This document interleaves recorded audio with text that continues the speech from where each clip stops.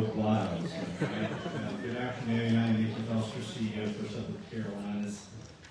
First of all, let me thank the First Health team. We've got a lot of our employees here, and it's a very busy time, so I thank our employees across the network for being present.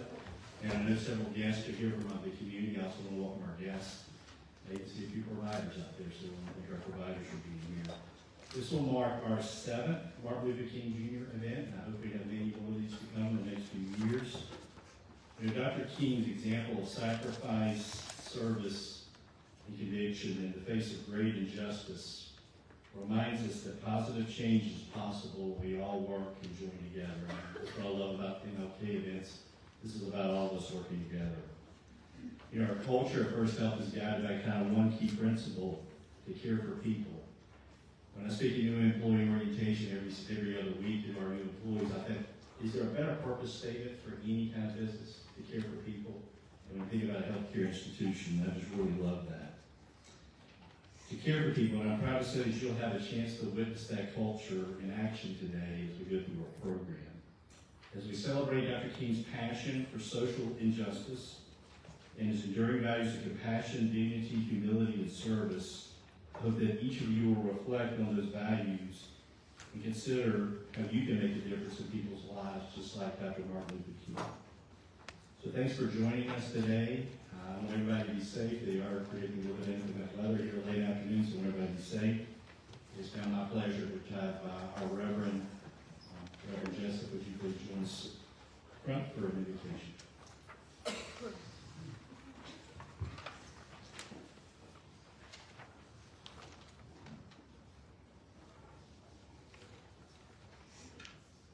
Please join with me for a time of prayer together. Gracious Lord, we pause to remember the legacy of Dr. Martin Luther King Jr. We thank you for his life and how he led us on the road to social justice. We thank you that he taught us to treat one another with love. And we ask that you would work through our meditations and our times together today to learn how to love one another better. Lord, make us instruments of your reconciliation in this world. Bring your peace so that we might know that your peace is a lasting one. As we remember Dr. Martin Luther King today, oh God, help us to become the leaders that you want us to be in the realm of social justice and reconciliation and peace. And all of God's people said, Amen. At this time, we're going to be entertained with some very, very special entertainers and performers. Let's give them a wonderful round of applause.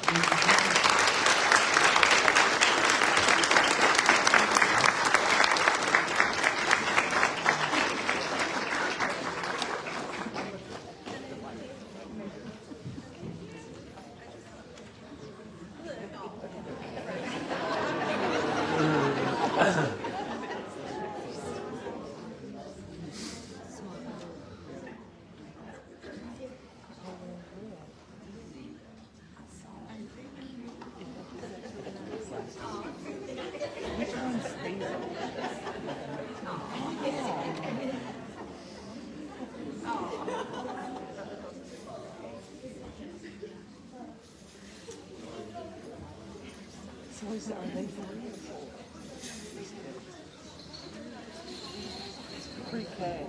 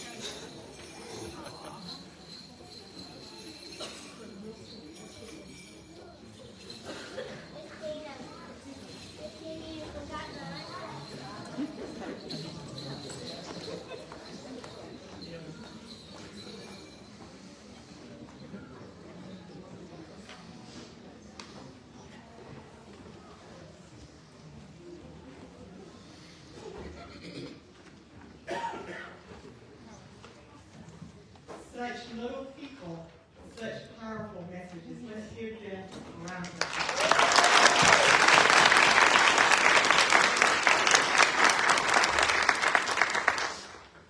My name is Dr. Sharon Nicholson Harrell, and I am the Dental Director and Chief Diversity Officer here at First Health.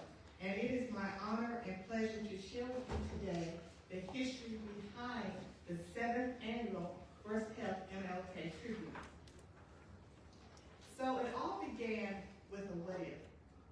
Reverend Dr. Beverly Jessica and I were chatting after a community-led MLK event. And I asked him, I said, Reverend Jessica, has First Health ever had an MLK event?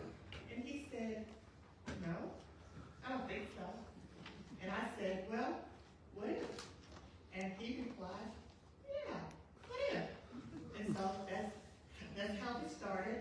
And with the administration's blessings in 2017, we put together a small group of MLK committee members.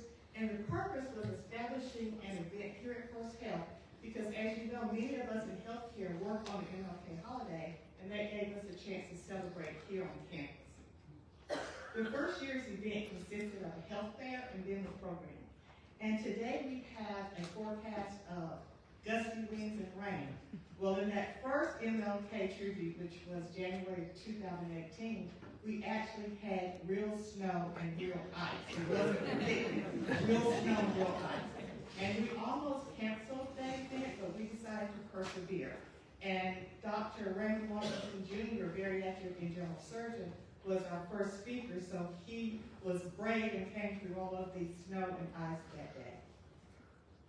Subsequent speakers have been Tony Price, who's here today, the executive director of the Moore Free and Charitable Clinic, myself, and then Dr. Shayna Jones, obstetrician and gynecologist, who actually led the first virtual celebration in 2021, followed in 2022 by our own Tessie Taylor from Information Systems, and that was also a virtual event. In 2023, we returned in person, and as you may remember from last year, our dynamic speaker was Ernest Samuels, the administrative director of imaging. In closing, I'd like to recommend the 5 members of that original group who are still here at First Health. And if you would stand when I call your name, Reverend Dr. Beverly Jessup, who is already standing, Dr. Jessup. Dr. Dan Barnes, President, First Health Physician Group and Vice President of Care Transitions and Oncology. Roxanne Elliott, Director of Policy and Social Impact, Community Health. Linda Hare, Executive Assistant with First Care Marketing. Wow. And John Cleary, Administrative Director of Health and Fitness. and myself, and I'm already standing. Lastly, I'd like to recognize Mickey Foster, our CEO. Even though he was not a part of that first planning committee, each year he just doesn't attend the program, but in true Mickey fashion, he is a part of the program. So Mickey, thank you very much for your support. And at this time, I'm excited to welcome Taylor Page to the stage, who will introduce our speaker.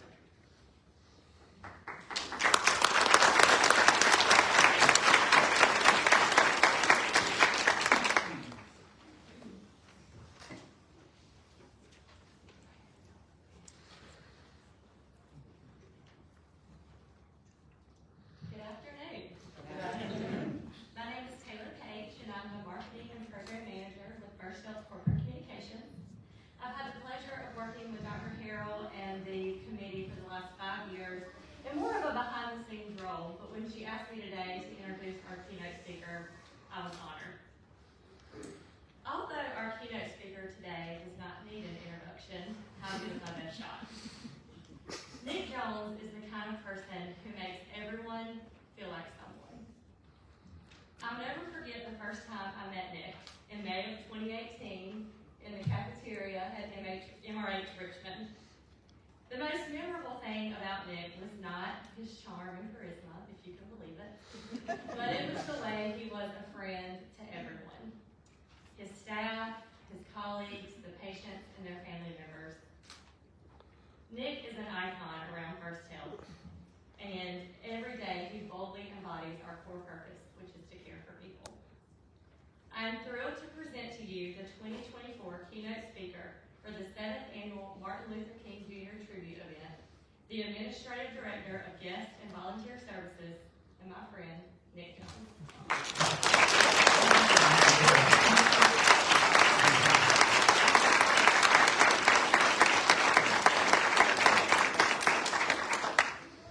How's everybody doing? You hear me okay? Yes. Awesome. Well, thank you guys for coming. Those of you who are from our community, for those of you who have been colleagues with me for overtime that we spent together, I appreciate you guys showing up and being a part of what we're doing here. Today we're doing some great things, right? We have an opportunity to honor a man who is a leader, a civil rights activist, a minister of the gospel, leadership guy, and I like to call him a friend. Call him a friend because he sorted out a path for us. Thank you, Dr. Harrell, for giving me this opportunity. I greatly appreciate you and all the work that you're doing. You are living out that dream in spirit here in our organization, so thank you very much. I appreciate you, Mickey, wherever you are, for, you see? Thank you for being what you asked us to be, bold. And this is a bold moment to be able to put us all together in this room, a mixing pot of leadership and great people to be able to stand together under one dream. So thank you for that. Thank you for all of those of you who are standing shoulder to shoulder with me to carry on this core purpose of leadership and great things we do today. So I'll continue to move forward. Today, one of the things that I talk about is I am that dream. Okay, let me find a clip. Let's turn it off. Maybe I didn't practice it. There we go. All right. So when I talk about that, I am the dream. I don't say it arrogantly or in a fashion in which, like, I want you to look at me. I say it, I am the dream because I believe when King began. I believe in equal rights. I believe in standing beside my brother, shoulder to shoulder, black, white, purple, green. I believe in the idea that we can do something today to impact our tomorrow. And those are the things that I think about when I think of the dream. If you see up to the far right corner, there's a picture of me, right? This is the moment when I realized that. Some years ago, we took a trip to Atlanta, Georgia. In this particular room, that hung a robe that you can see in the picture, a couple of pictures that show who King was. But that's when it pressed on my heart that I am that dream. Not because I've had the great opportunities or I went to college and all that stuff. I have the freedom and the ability and the content of character to be able to stand and be who I am each and every day. Free. No hindrances. I choose it every day. As I begin our talk today regarding Mr. Dr. King, I have a dream that my 4 little children will one day live in a nation where they will not be judged by the color of their skin, but by the content of their character.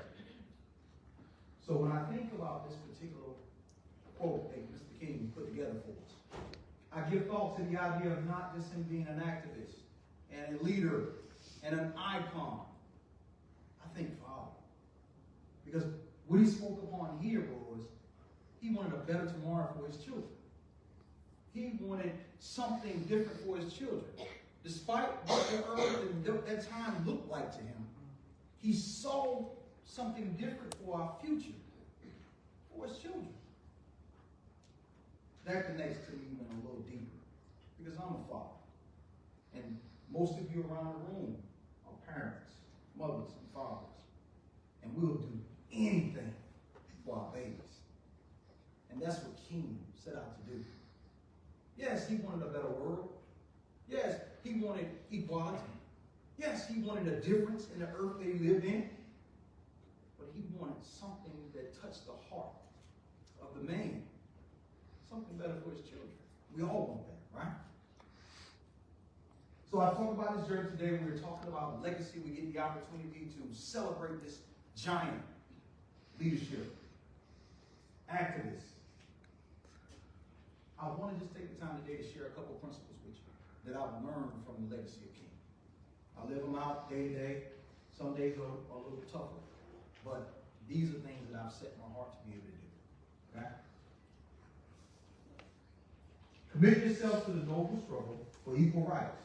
You will make a greater person of yourself, a greater nation of your country, and a finer world to live in. This particular quote to me speaks to commitment to be the best of you. We wrestle each and every day to be the great fathers and the great leaders and the great surgeons. But my push today on you as it relates to ripping something from the legacy of King is to push on you to become the best version of who you are. I believe that if you become the best version of who you are, you'll dive right down into my next bulletin there and building others. It is our responsibility not only to become better as individuals, but to bring people along with us. The pictures that are laid out there, you see King standing with men and women. King has decided within himself he's better, but he needs and knows that he needs to bring others along with him. The second picture speaks to the first bulletin for me when I talk about the best of you. Work hard to become who you need to be in this earth.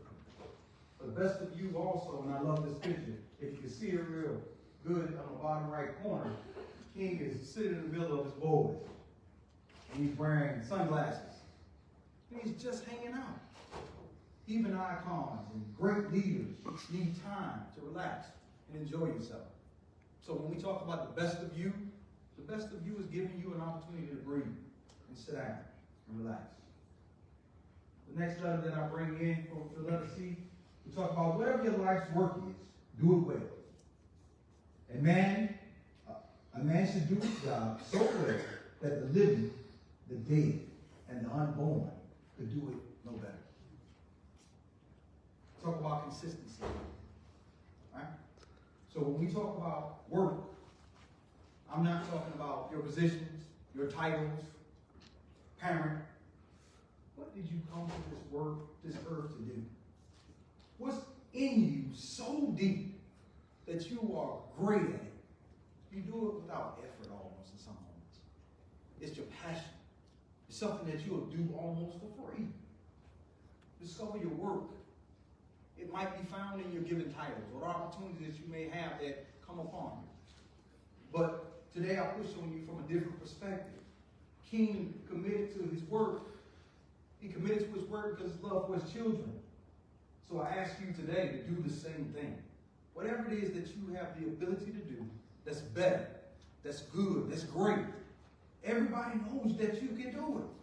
Commit yourself to discovering that word. But then also, when I talk about the level of consistency, I talk about it from a place of creating habits. If I use the word habitual, there are a lot of things that probably pop up in your mind. Habitual. But now I'm asking you to take that word and put a positive twist on it. Become a habitual creator of habits that you do today that gets you to where you want to be tomorrow. It's about creating things that we can do systematically. Muscle memory that we'll move into doing, that are attached to our greatness, our work, our passion. Developing things to develop those things. There comes a time when one must take a position that is neither safe, nor political, nor popular. But he must take it because conscience tells him it is right. I push on the last bullet point of today, courage. To be a great leader, to be a great parent, to be a great person, you gotta have courage. Courage to do something new. There are a lot of us who were raised by parents that had no idea what they were doing. And that's a great thing, because they did the best they could do. But the reality of it is, then we took on the task to do something different than mom did or dad did, so that our children, I go back to the children again, they'll have a better life. So I charge you to do something different than you've always done. If that simply means starting something small. If you don't know how to swim, go take swimming lessons. Start small to build muscle. If you don't like certain foods, try something different, right? Because it'll start creating those habits within yourself. So do something new. If some of you are looking at the spelling of the in you, okay? I saw where you face. Who gave him life? Right? I introduced that word in our orientation last week when I talked to our new hires. And I asked them to spell the word new. And everybody spelled it the right way. N-U, right? I can't spell. All right? I spell it in-you. Say it out loud. In-you. Do something new. In-you. Right? So we're going to develop things that we do differently within ourselves to create what we want for our tomorrow. All right? Fear. I've come to a place in my life where I understand and recognize that if fear shows up and I'm getting ready to move to do something new, I'm almost looking for fear to tap me on the shoulder. Because fear for me has become an indicator that I am doing something right. Not the only indicator, but if it shows up and taps me on the shoulder, I'm like, okay, we move in the right direction. I shared Martin's midnight call. Anybody ever receive a call in the midnight hours? Mm-hmm. Martin received a call in his midnight hours. He's just become a pastor, and for the first time, it's a year removed from the bus boycotts. Right? They called Martin, the phone rings. Martin says it in his own words as I listen to his speech. He says, on the phone, there's a voice, and I can tell that they're angry and nasty. Right?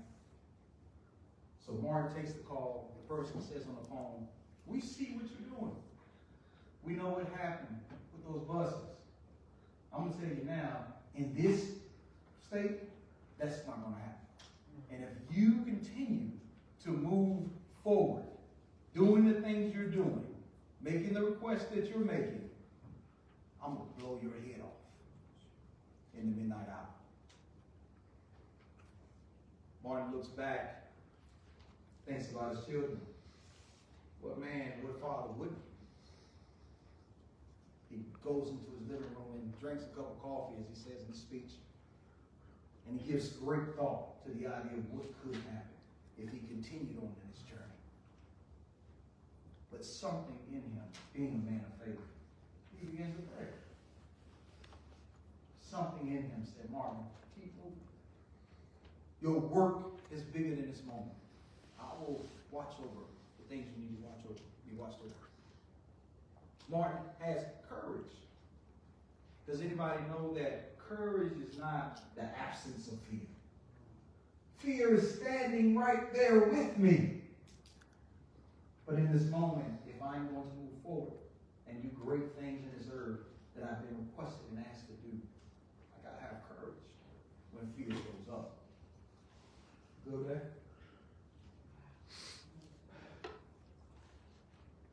Commitment, consistency, courage. These are the principles that I tear from the legacy of Dr. King. A man that stood as an icon, civil rights leader, pastor, and father. I'm going to read this last one for you. I'm going to promise to get out to you. If you can't fly, then run. If you can't run, then walk. If you can't walk, then crawl. But whatever you do, you have to keep moving forward. The things that you want to accomplish in this work, in this earth, they're so closely connected to what you're passionate about. It is your responsibility as it relates to carrying out this dream to figure out what you should connect yourself to, what you should be committed to, what you should have consistency toward, and what you should be courageous about. Martin set the tone for us. It is our responsibility to carry it on. I started this thing out by saying, I am the dream. I share that same title with you guys today. You are the dream. What will you do with what has been given? The sacrifices, the heartache, the pain. Together, all things are possible. Thank you for your time. I appreciate it.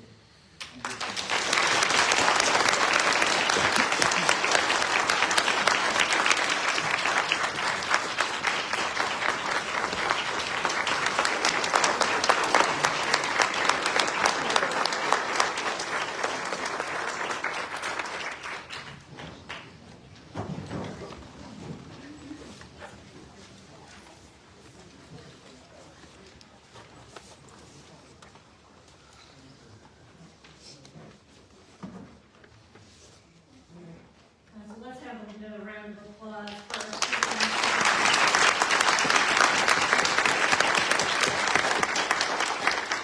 very moving and inspiring words, and I am never going, and I'm always going to remember and you. Something that all of us need to remember and think about. So each year, the nation observes Black History Month, which is a time to recognize important contributions and achievements of African Americans throughout our nation's history. Today we are here to celebrate African American leaders at First Health.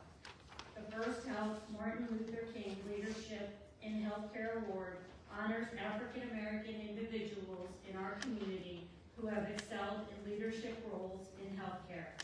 These individuals are chosen because they influence the approach to healthcare delivery, develop healthcare policy, advocate for the next generation of leaders, are prominent and active in their community, and continually give back to those in need. I am honored today to be able to present First Health's MLK Leadership in Healthcare Award to this year's recipient. This individual is an accomplished healthcare executive with more than 12 years of leadership experience within the hospital setting. He graduated magna cum laude from Campbell University with a Bachelor's of Science in Health Science.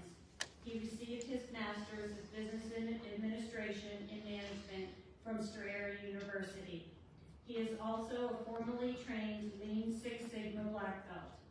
He is a member of the American College of Healthcare Executives and the Association for Medical Imaging Management. Prior to his roles within the healthcare organization, he served in combat as an emergency medical technician. During his military service, he received numerous awards and leadership and a National Defense Service Medal. In addition to his administrative duties, this recipient is a founding member of First Health's Inclusion Council, where he serves alongside other employees to support our CEO, Mickey Foster, our Chief Diversity Officer, Dr. Sharon Harrell, and the entire health system to develop a strategic plan for diversity, equity, and inclusion at First Health. With all of this work that he does, during his spare time, this recipient serves as the Administrative Director for Imaging Services at First Health. From all of that introduction, I am sure that many in the audience today have figured out that this year's well-deserving recipient of the First Health MLK Leadership Award is Ernest Sanderson.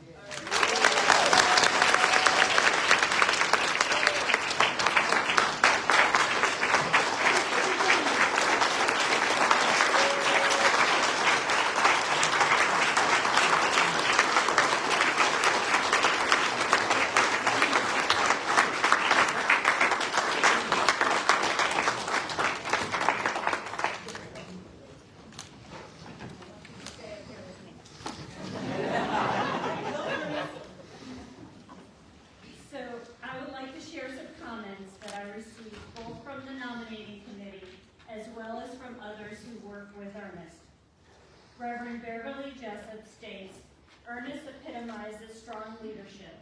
He is quick to hear and see a good catch and recognize the employee for going beyond the call of duty. He cares for people, especially his employees. When a critical situation arises, he seeks to find the resources to address the issue, which for me is an example of a genuine, helpful attitude.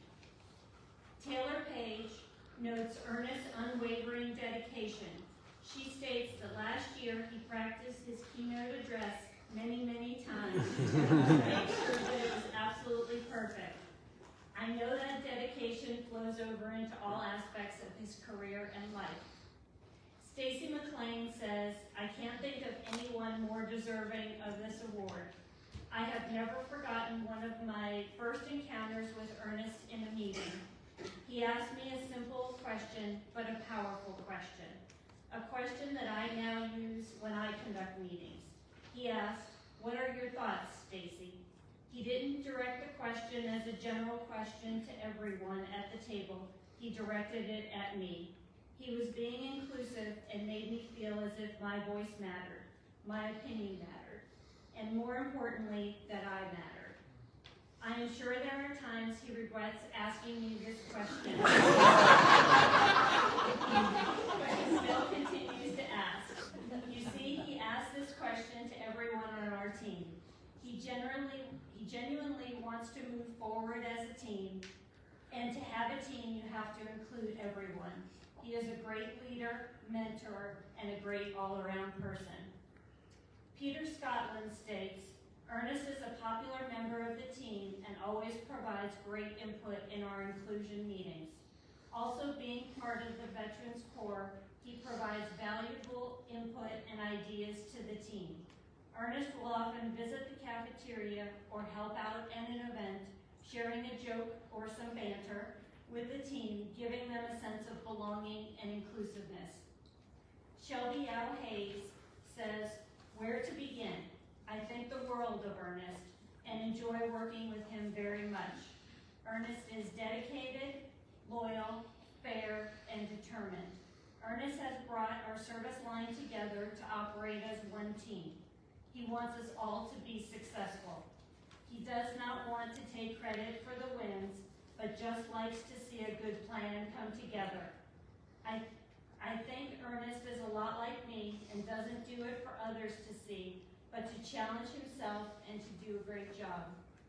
He has a lot of pride and is passionate about all that he encounters. Matt Crestwood adds, Ernest is a great leader who has impacted the lives of staff, colleagues, and patients. Please join me once again in congratulating Ernest.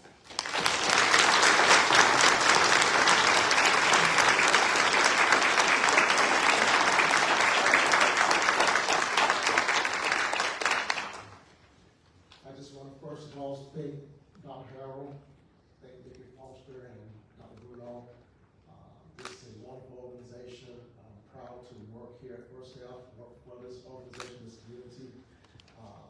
I do not know where I'd be without all of you, so thank you very much for this. I don't know if I'm deserving of it, but thank you.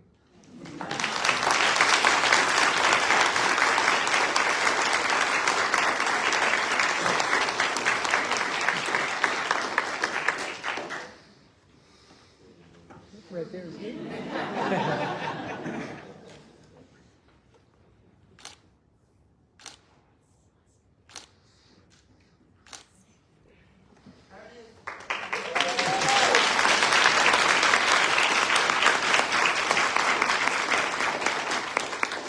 So I will now turn the podium over to Becky Carter, who will lead the panel discussion.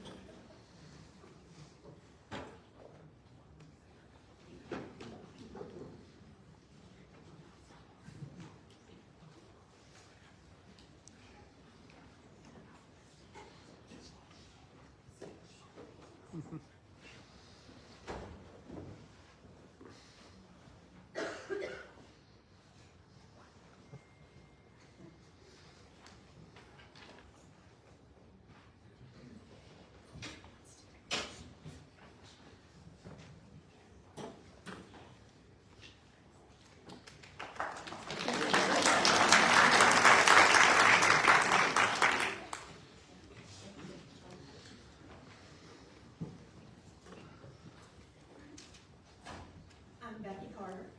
I'm the president of the Western Region of First Health of the Carolinas and the administrator at the Montgomery Hospital. Thank you for joining us, and I want to say thank you to our panel members. This afternoon, we had the opportunity to hear how the legacy of Dr. Martin Luther King has left an imprint on the hearts and the minds and the lives of some of our colleagues. That is a gift that you will be sharing with us, and we so appreciate it. Dr. King's message, his firmly held belief, was that every human deserves respect, should be cherished, should be helped on their way so that they might become everything that they have the human capability to be. That belief is his legacy. That's what we celebrate today, and that's what we celebrate about each of you and how you approach your work and your time here with us as our colleagues.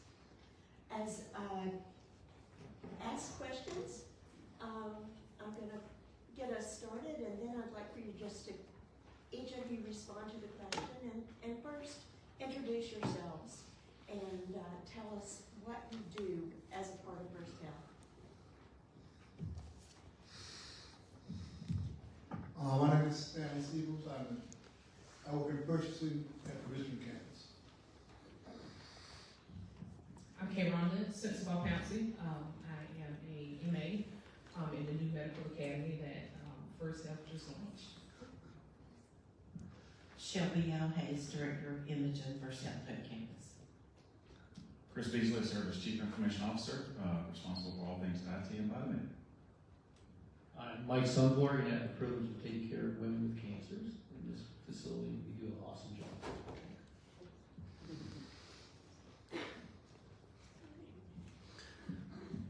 You have the microphone. So we're going to call on you first. Our first question is, what does the Reverend Dr. Martin Luther King's legacy mean to you? Okay, first I'm gonna start by just a little history. You told me to be short. I'm gonna be short as possible. I come from a small town in South Carolina, and a lot of things Dr. King fought for, I lived through. I was in a segregated school until I was in the 6th grade. 1st to 5th grade, I was in segregation was in the school that I was in. I remember going to the doctor. He had 2 waiting rooms. We always had to go to, we were all separated in the waiting rooms. I remember we had a restaurant there in town. You could go to the window, but you couldn't go inside. And my dad straight to me said, I better never catch you there. So some of the things he fought for, I lived through. And his legacy to me is that I am so happy that those days are gone, and that because of him, I think I lived a better life than my parents, and hopefully my children will live a better life than I did. I look up to him, courage that he had, and the things that he done, that really, I think, made this world a better place for all of us, for everyone involved. Thank you. Well, yeah, everything he said. I believe Dr. Martin Luther King's legacy, it's not just a legacy of courage, as we've all have titled it, but it's truly a legacy of operating in the spirit that we all came here with, which is a spirit of love, power, and a sound mind. Courage doesn't necessarily mean, as the keynote speaker said, it doesn't necessarily mean that fear isn't present. Especially in that time, and it seems like when you talk about history, that it's 100 years ago, but it was actually just 50-something years ago that this stuff was going on. And back then, if African Americans stood up in a sense of power, or they used their voice, they were reprimanded for that. So it took more than just courage to act in the face of fear. It also took love. I believe in order to stand up for something, to put yourself at risk and also your family in danger for the greater good of others was a great demonstration of operating in the spirit that we all came here with. When Dr. Harold approached me last summer and asked me to do this, and I really started thinking about it, I think for me, him being so selfless and courageous and wanting equality for everyone, everybody. My parents, I looked up, they're 15 years younger than Martin Luther King. And I was lucky enough to be raised in a household with very loving parents that were very transparent, open-minded. They shared stories with me. I was born in 66. I'm not ashamed to tell my age. So they shared stories with me of things they saw and lived through in the 50s and the 60s. And my mother is Lummi, and my father's white. And then had a lot of good friends of other color. And when my mother was pregnant with me, my father was working night shift in a factory. She needed to go to the grocery store. No cell phones in 1966. So he asked his best friend that he worked with to go with her. And she told me some comments that were made in the grocery store and things. So they raised us to understand this and to be open and love everyone, and we're all the same, and that I was definitely no better than anybody else. So I raised my daughter the same way, and that's just how I was raised. So Dr. King's legacy to me, it means a lot of things, and I'll try to be brief. That's not one of my spiritual gifts. But if I was to summarize it, I'd say it's a better world. So a better world for me, a better world for you, a better world for us. His legacy also means a call to action. So Dr. King was very specific that we can't be complacent, and it does require action for us to move forward. So I was born in a time where the world was better because he came before me. So after I was born, Dr. King had already passed away. But I was blessed enough to be born at a time where his effect had already started. So my parents taught me, leave every place better than you found it. And when you think about Dr. King, think about, did he do that? He absolutely did. And reflecting back, I can't think of any other human, or it's a very, very few that have walked on this earth that have had the kind of positive impact on making the world a better place than Dr. King. So that's kind of what the legacy means to me. I see in Dr. King an ordinary man that did extraordinary things. And it makes me want to do those extraordinary things too, so he's quite an inspiration. I did a little research, a little bit of reading. We all assume we know about Dr. King, but I went and did some reading, and I found something very extraordinary at what he did that was ordinary. You know his favorite television show was Star Trek. In fact, that's the only television show he let his children watch before they came adolescents. And Nichelle Nichols, who played Lieutenant Uhura, African-American beautiful woman that was on Star Trek, she was going to quit after the first season. But Dr. King, she met Dr. King, and he said, don't quit. And this is something very ordinary that he saw that was extraordinary. He said this show represents the future where everybody gets along, whatever their color, whatever their species. And he thought that was a very important thing, and he convinced her to stay on that show. So, but Dr. King, extraordinary things that he did by being a very ordinary man. We'll go back to Yes, let's go to our next question. And I'll ask you, how is Dr. King's dream being lived out at First Health of the Carolinas? I'm in a very privileged and extraordinary position that I get to participate in healthcare at First Health.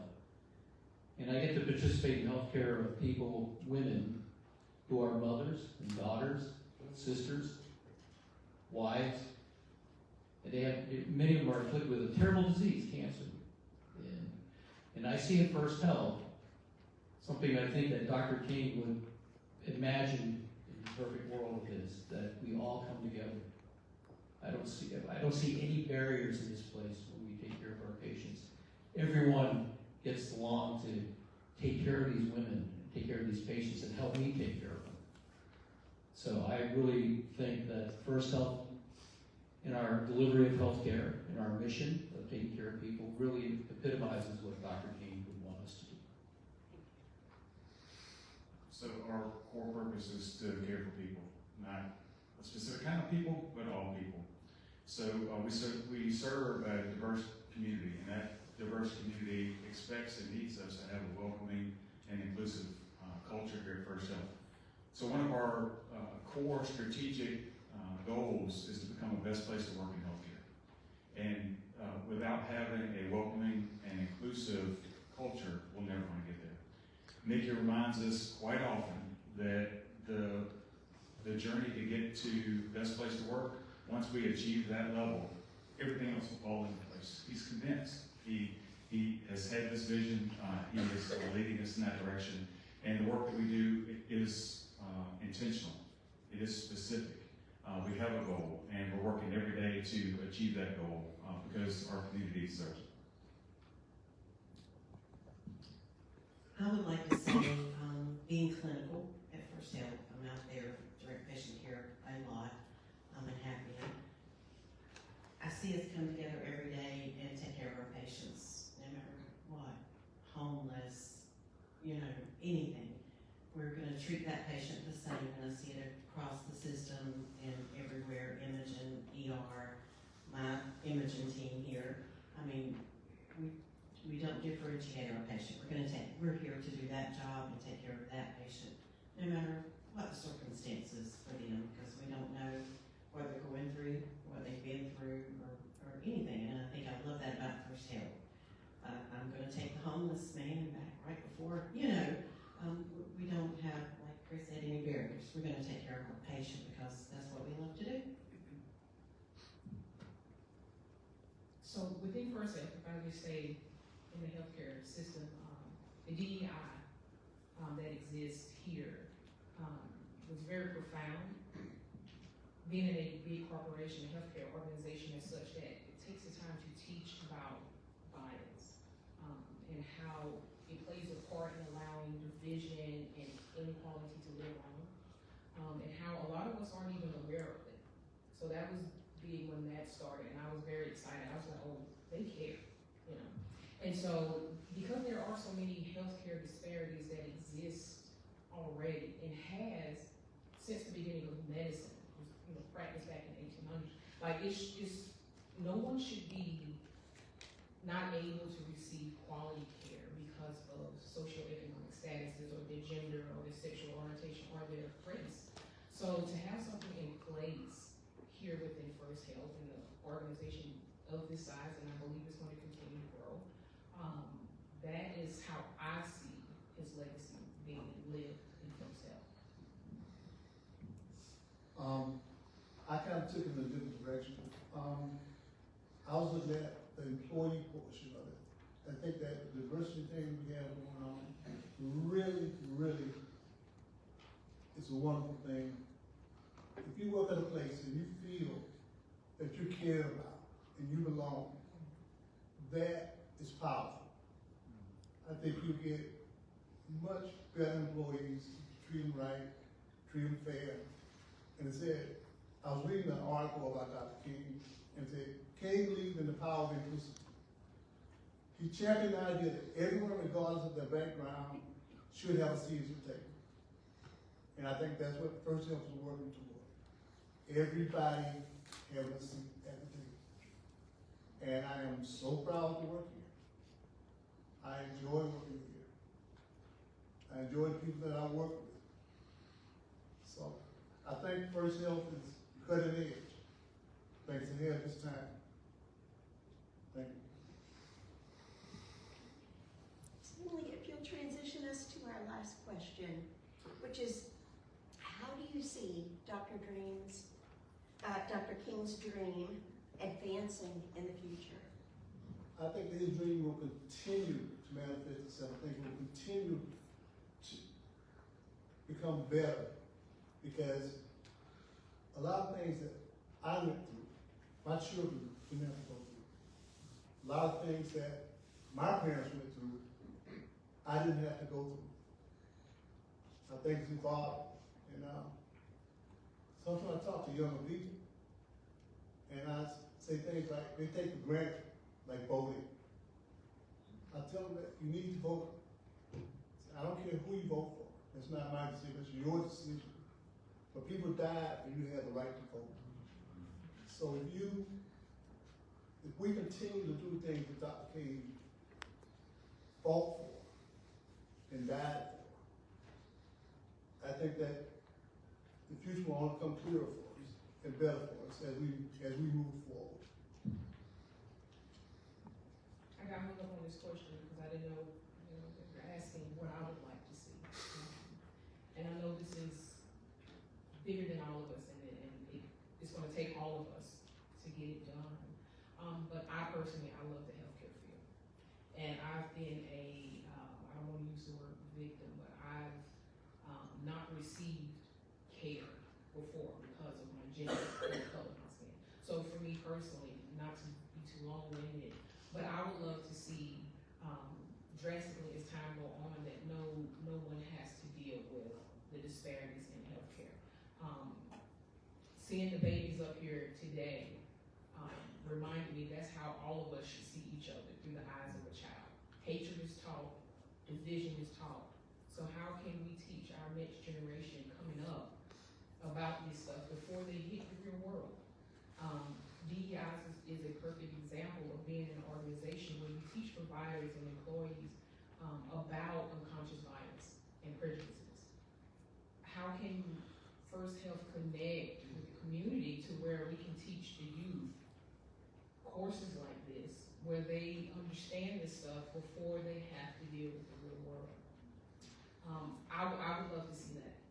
I would love to continue to see all of us, to experience the world and look at the world and look at each other through the eyes of a child that's humble, that doesn't see any harm, doesn't see any danger, doesn't see any color. They just see you. So that's how I see this dream advancing, and we all play a part in that. So I've been on the DEI Council since the beginning 3 years ago with Dr. Harold, and have enjoyed all the work we've done, and we have a lot more to do. But I think us to continue to grow in the future in this area and do better, us as parents got to teach, like I said, my parents taught me, we have to teach that. How we are raised is a huge part of who we become as an adult. So I think we've got to continue each generation, teach the next generation, you know, hatred is not good. It's judgment is not good. Love each other, you know, take care of one another, and think more of the person you're dealing with than yourself. You know, and not be so selfish, I think is what we're gonna have to work on in the future, because we're seeing some of that now, you know. And so I think we just need to teach that. So, it was mentioned before, but I see a continuation. So this is a long journey. I think most would hope that we've made a lot more progress, but we are making progress. People and systems are resistant to change, and it takes intentional, purposeful effort. We've got to be in action, though. We can't be passive. We can't be expecting it to get done by somebody else. That's where the stagnation will come in. So I think purposeful continuation of again, education, dialogue, discussion, and being purposeful and intentional will get us there. And it's my hope that in the future, I work in technology, so we're always looking to try to make things go faster and get more automation. And there's part of me that I really do hope that my kids can accelerate from where we are today to actually achieving that dream. So I hope to see some acceleration in the future. I think Dr. King got it right. And if you read his, or listen to his dreams and his vision, he talks about all people. And we live in very challenging times, and this self-reflection, sometimes we get lost. But he talks about all people. And that's where I think he's our barometer. And that's what, in these challenging times, that should be our guidelines and our guideposts. It should be all people that are inclusive. We should take care of all people that we want to be taken care of. So we should be very grateful we have a great man, ordinary man with extraordinary vision. Join me in thanking our panelists for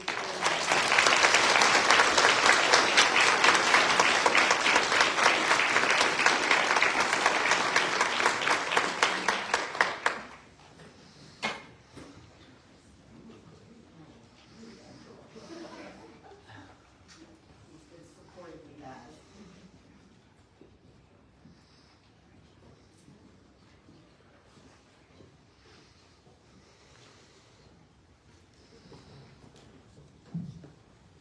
Such a wonderful job from Becky and the entire panel. What a great event. It's hard to close an event that is so soul-stirring and heartwarming. Would you all join me in giving another round of applause to everyone?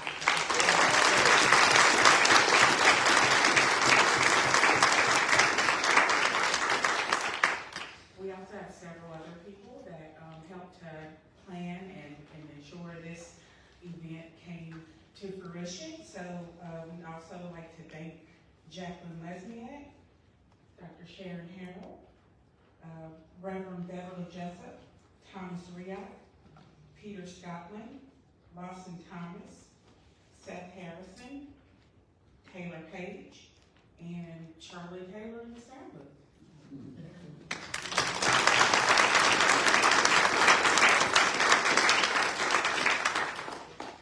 Dr. King taught us that darkness cannot drive out darkness, and that only light can do this. We truly believe that this event and the ones that will follow it are moments of light. So as opposed to saying that I will close this event, I encourage you to let this be a beginning. Let this be a light. Let this moment carry you and help to create a vision for what you will do, what you may do new this year, how you can take your possibly ordinary life and make it extraordinary, how you can continue to live that dream, not only in your work, maybe here at First Health and in our communities, but teaching those that you love and care about to also be likeness in a world that needs it. Thank you, and please join us for refreshments.